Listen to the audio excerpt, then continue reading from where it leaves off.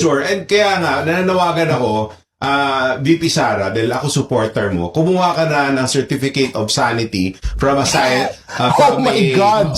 from a psychiatrist para to be the end all and the be all and the end all that will end the debate kung may side siya wala, because Miriam Santiago had to get that too. Why not?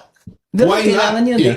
Because because people are saying people are luka-luka. expected to be sane until they are proven insane, not the other way around. That for me, I will get that because I am sure she is not insane. So I am sure she can get the certificate. But did you know Miriam Defensor Santiago obtained a certificate of Yes. sanity? Do you know? Now you know. She did.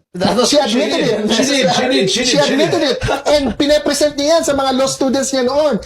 Sino dito ang may certificate of sanity? No one. Ako, meron. Oh, di ba? Because it's always an issue for the people against Sara Duterte na luka-luka, baliw, and whatnot. So the best way is really to get a certificate that I'm not baliw, luka-luka. I am sane and I am... Kasi mental capacity is important to run for president. Tanong ko sa dalawa. Yes, pero ako kasi ang concern ko for you, Kong Kiko, lahat ng mga ibabato mo, ibabalik sa family mo. Lahat ng binabato mo, babalik sa family mo. I mean, that's fine.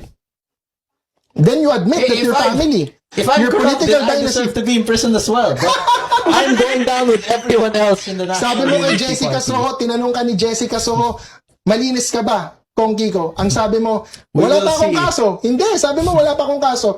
A true innocent person would have said, yes, malinis ako. Ako, tanong mo ko, Attorney Clint, sa barangay, malinis ba ako? Yes! Wala kaming SOP doon. Yes, but like everyone you ask, kung tatanungin mo si So, Martin malinis Romualdez, ka ba? No, malinis ka tatanungin mo ba? si Martin Romualdez kung malinis siya, anong sasabihin niya? Yes, but we all know he's not clean. No, but your We all answer is know different. He's corrupt. But your answer is different eh.